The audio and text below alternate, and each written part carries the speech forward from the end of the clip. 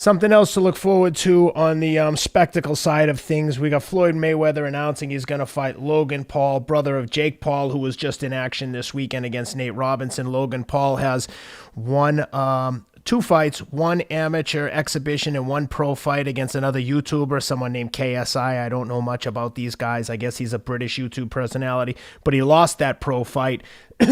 Same guy. One, excuse me. One was an exhibition. One was a pro fight.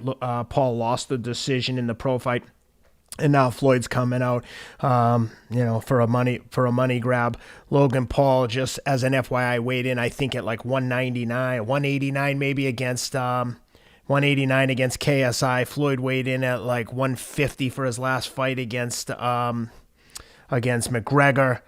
I don't see how they come together and find a middle ground there. Floyd probably weighed as much as he could. He's not a big guy, and Logan Paul is a big guy, but I don't know. This just doesn't excite me. It doesn't interest me, but it is what it is, and people care about it, so we're going to talk about it.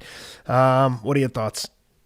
First of all, get away from the spectacle part of it just for a second. When you're a better fighter, a real fighter, you can give up weight. You can. I mean, when you're the better fighter throughout the annals of this sport, smaller guys have beaten bigger guys when they were technically better. And now you're talking about a guy who's not a fighter. So if you're a fighter at the level of Floyd, you can give up the weight and still, it might look like it might be another sales point to sell the pay-per-view that, wow, he's going in there with a bigger guy.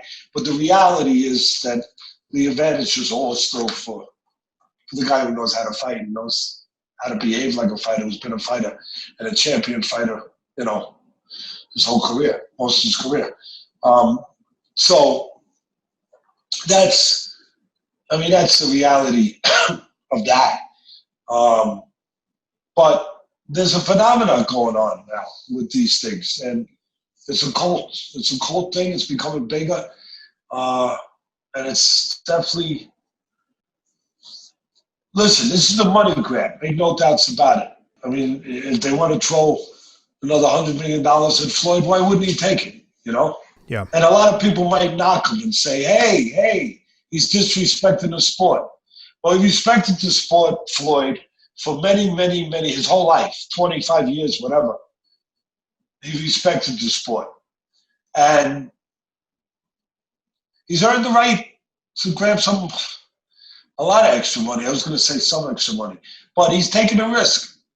In the realm of, in the gladiators, realm, in the real realm, with real fights, not spectacle fights.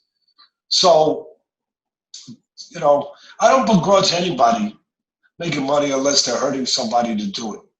But I will point out my views on, what it is. And it's a phenomenon. It's, it all started, the start for this stuff, really, the genesis of it was celebrity boxing years ago. And that didn't go too far. And then there was fantasy camps where you could go away to a camp, pay X amount of money to be in the world of your heroes, to train, whether it was getting a batting cage with Hank Aaron and Willie Mays and going on the field and catch passes from Joe Montana. That's where the stuff was born from. But they ran their course. It was limited. The success of it, there was a ceiling that wasn't that high. The ceiling is very high on this. And they're making big money. And I think there's a reason for it. I think the reason for it is that a lot of young people, whether millennials, whatever you want to identify it as, but it was one thing to go to a fantasy camp, but they didn't really connect. Like, you're in there but they never were going to be connected to those guys that were special, that were gifted, that trained 20 years to hone those skills as a football, basketball, baseball, hockey player, whatever. These guys they can connect with. They're their guys. They play video games with them. They're like, wow, they're guys. All of a sudden now, they're out there. It's like it's having a fantasy camp or celebrity match where now you're in the ring with them. You're part of it because it's people from your generation. It's people that aren't out there throwing a fastball 100 miles an hour, which you could never hope to do. But you can attach yourself to this. Again, where it's guys that are doing what you're doing. They're playing video games, and now they're taking the video games to the next level, and they're taking them into the ring. Real human video games. Video games with human beings. Wow. That's quite a concept. And I think that's why this thing is caught like fire. Because these guys have 20 million, 40 million followers, from what I understand with the YouTube stuff. And they're a Pied Piper. These fans are right there on their coattails with them. One interesting thing about this is, and I saw Jake Paul, the brother of Logan Paul, who's the one who's going to fight Floyd. I get them confused all the time. But so Logan's going to fight him. Jake Paul was on the Dave Portnoy's podcast, which I heard you on this week. Great spot, by the way. And Dave Portnoy has done a great job, and he does a great job of embracing everything that's topical, including this whole YouTube world. He's got the podcast that you were on, BFFs, with Dave Portnoy and I think a young kid named Josh Richardson, who I had never heard of until Dave Portnoy brought him on. And Dave had Jake Paul on, and Jake Paul had a good point. He said, hey, these boxers are pissed off and people are angry that I'm getting this fight. Guess what? You can be me too. You can have a YouTube following. You can have a social media following. And I say to the boxers out there, to the Errol Spence, Anthony Joshua, like, we're here. We'll provide you a platform to get in front of boxing fans. We have almost 150,000 YouTube subscribers, 22 million total views on YouTube. Hey, you want to get your name out there and your voice out there? We can provide a platform to a small extent to some of these people.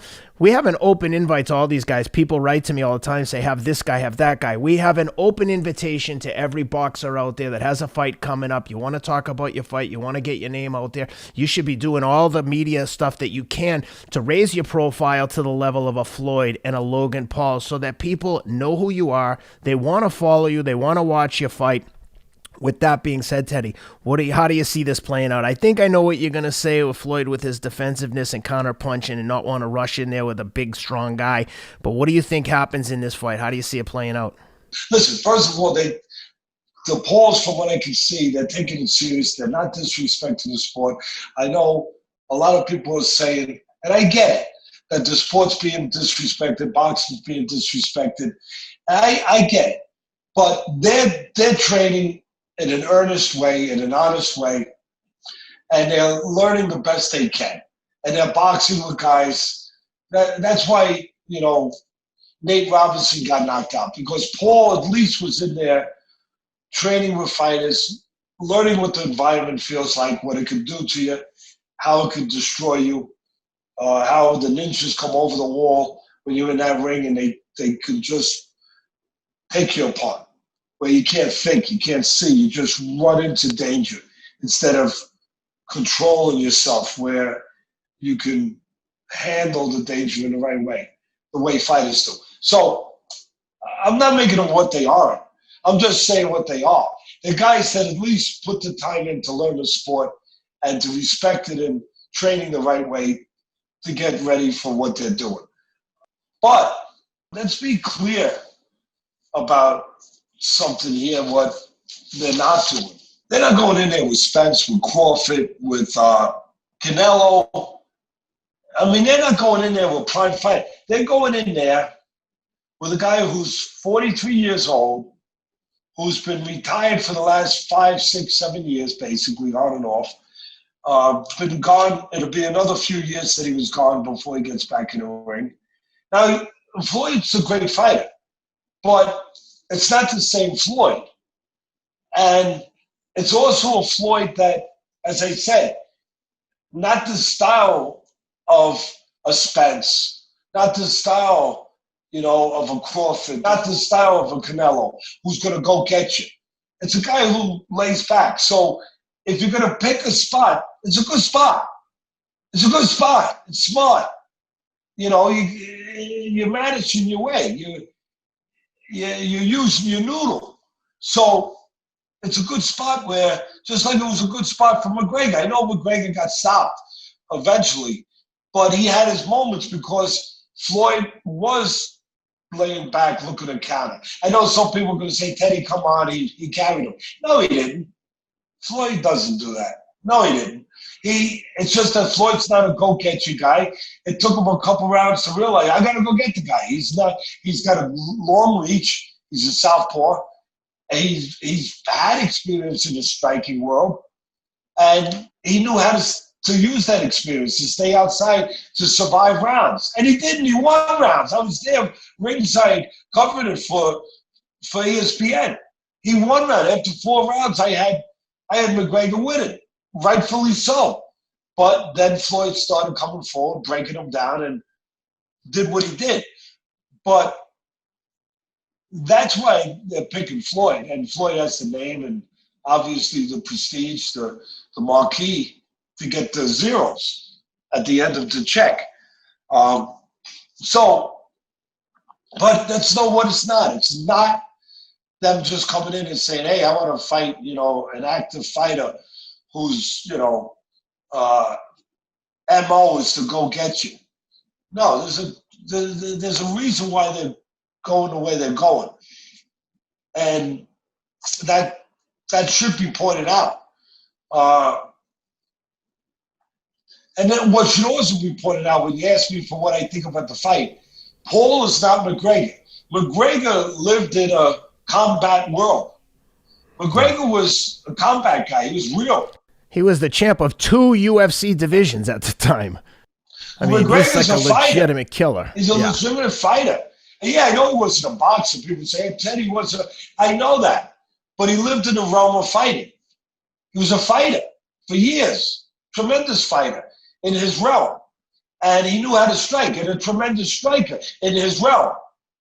So he was experienced in that realm, in that world, where he's used to what it feels like when the devil knocks at the door, in those kind of moments. So it's a whole different animal from him and Paul, who's a guy that the last couple of years has been training.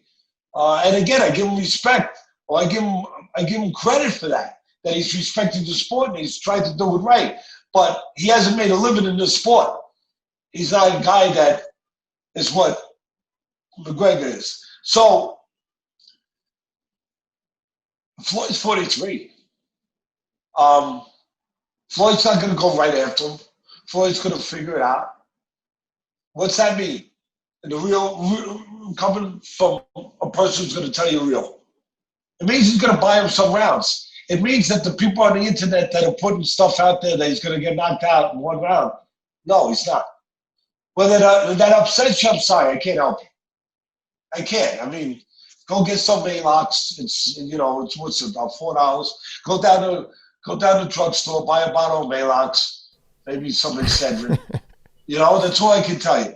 If it's going to give you an upset stomach and a headache, think about that this is happening to your sport. I understand. But I also understand that it's entertainment, and it's part of what's going on. It's the 2020s. Things are different. And I think young people look for instant gratification. They look for action. They look for something they can attach to. That could be them. That could be that. That could be me. I'll play. And I'm not saying them getting in the ring, but them doing something else. That's the draw. That's the fixation. That's the genius of the promotion. And they are geniuses, these promoters with this stuff. I understand the people that are where it starts to look like a circus. I understand that. But I'm trying to put perspective on all dimensions of this.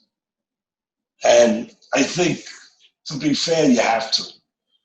And the trick here is, again, they're not getting in with the Spencers or the Crawfords or the Canelos or the Inoues or the Tank Davises. Tank Davis can punch, and he's going to go get you. They pick a spot that makes sense to make money and to feed into the phenomena that's going on now. The craze that's out there right now.